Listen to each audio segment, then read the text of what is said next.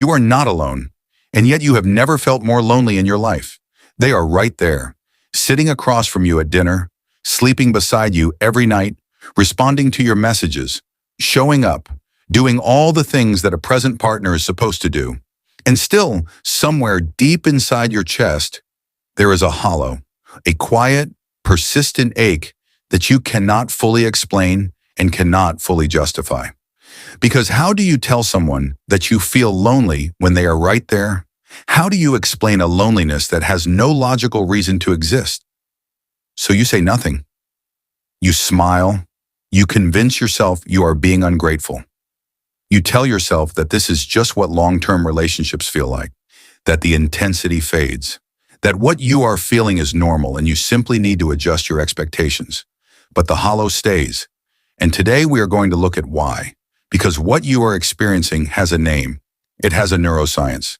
And it is telling you something important, not about your relationship's value, but about a specific kind of human need that is going completely unmet. Understanding that need will not just explain the feeling. It might be the most important thing you learn about yourself this year.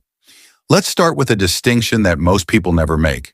There are two completely different kinds of loneliness, and confusing them is the reason so many people in relationships suffer in silence, convinced that something must be wrong with them.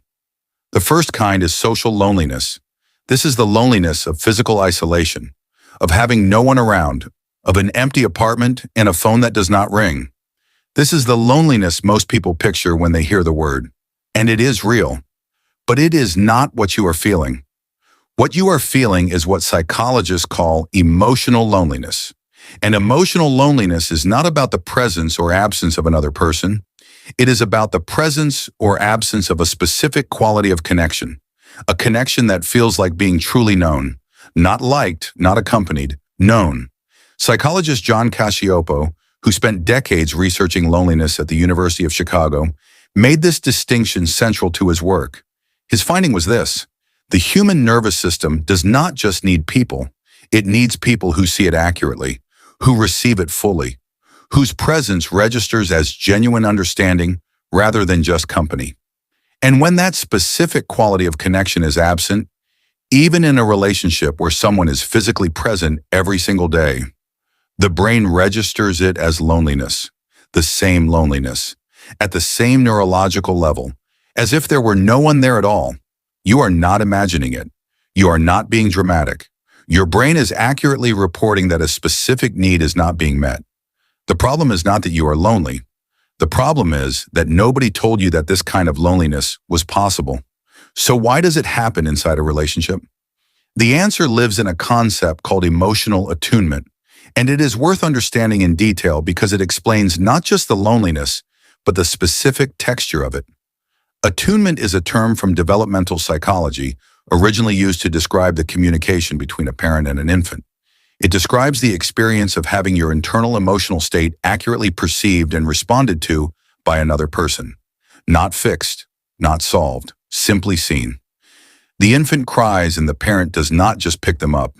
They match the emotional register. They reflect it back. They communicate without words that they have received what was transmitted. Developmental psychologist Daniel Stern, who studied attunement extensively, found that this experience of being emotionally matched is one of the most fundamental human needs, not just in infancy, across the entire lifespan. Adults need attunement just as much as children do. We simply have more sophisticated ways of seeking it and more elaborate ways of hiding the fact that we are not getting it. When you feel lonely in your relationship, what you are most often feeling is an attunement gap. Your partner is present, they care, they may love you genuinely and completely, but something in the way they receive you is not quite landing. The emotional frequency you are transmitting is not being fully received. And the result is a specific, quiet desolation that is almost harder to bear than conventional loneliness, because you cannot even point to it cleanly.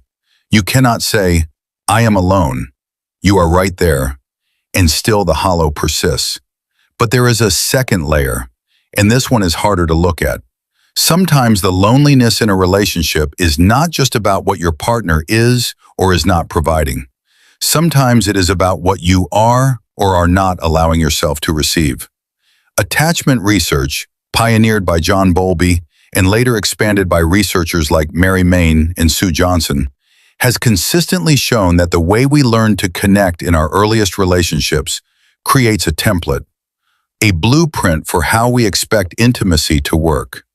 And for many people, that blueprint carries a hidden instruction: do not let anyone in too far. If you grew up in an environment where emotional closeness was followed by withdrawal, disappointment, or pain, your nervous system learned a very specific lesson. It learned that intimacy is a risk, that the closer you allow someone to get, the more exposed you become. And that exposure has historically led to hurt. And so, without consciously deciding to, you built a wall. Not a dramatic wall, a subtle one. Just enough distance to keep the deepest parts of you protected. And then you wonder why you feel unseen. The painful truth is this: you cannot feel fully known by someone you have not fully shown yourself to. The loneliness you feel may not be entirely about your partner's limitations. Some of it may be the echo of your own protected interior, the parts of you that are waiting for proof that it is safe to be seen before they step into the light. Proof that may never feel sufficient, because the nervous system that was hurt by closeness will always find a reason to remain just slightly out of reach. There is a third reason this happens, and it is the most common one and the least discussed. Over time, in long-term relationships, partners develop what researchers call a relationship script, a set of roles, routines, and interactional patterns that become the default operating mode of the relationship. You become the practical one. They become the funny one. You handle this, they handle that. The division of emotional and logistical labor solidifies, and slowly, almost imperceptibly, the two people inside the script stop being fully visible to each other. They become their roles. They become the version of themselves that the relationship requires, rather than the full, complex, unscripted person they actually are. And one day you look across the dinner table at someone you have known for years and realize that they know your schedule, your preferences, your history, but they do not know what you are afraid of right now. They do not know what you secretly want. They do not know the thought you had last Tuesday that changed something quietly inside you. And you do not know those things about them either. You have been living in close proximity to each other's surface for so long that the depth has gone unexplored. This is not failure. This is drift. And drift is almost universal in long-term relationships. It does not mean the relationship is broken. It means the relationship needs something it has not been getting: deliberate depth. So what do you actually do? The first tool is what relationship researchers call a state of the union conversation.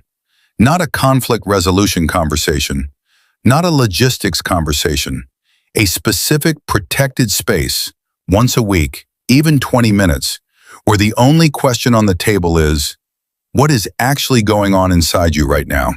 Not the schedule, not the problems, the interior.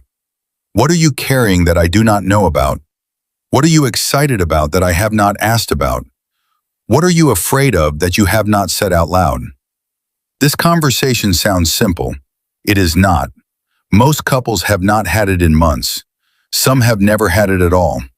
But research by relationship psychologist John Gottman consistently shows that couples who maintain what he calls emotional currency, regular, genuine knowledge of each other's inner worlds, report dramatically higher relationship satisfaction and dramatically lower rates of the quiet loneliness you are feeling right now. The second tool is for the loneliness that comes from inside, the self-protection that keeps you just out of reach even from the people who love you most. It is called a vulnerability experiment. Small, specific, low stakes. Once a day, share one thing with your partner that you would normally keep to yourself. Not a dramatic confession, not a difficult conversation, something small and real, a worry that feels slightly embarrassing, a hope that feels slightly too big to say out loud, a feeling that you would normally smooth over with a joke or a subject change. You are not dismantling your wall. You are opening a window in it, just enough to let a little light through, just enough to give your nervous system new data. Data that closeness does not always lead to pain. That being seen does not always lead to disappointment. Every small act of chosen vulnerability is a vote for a new template. And templates, with enough new data, can change. The hollow you have been feeling is not proof that your relationship is failing. It is not proof that you are broken or that love is insufficient. It is proof that you are a human being with a profound need to be genuinely known, and that need has not been fully met. That need is not too much. It is not unrealistic. It is not a flaw in your design. It is the most human thing about you.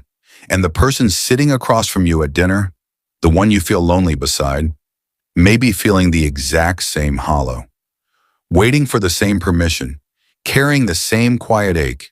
The loneliness between two people who love each other is almost always a distance problem, not a love problem. And distance, unlike love, is something you can actually do something about. Starting tonight.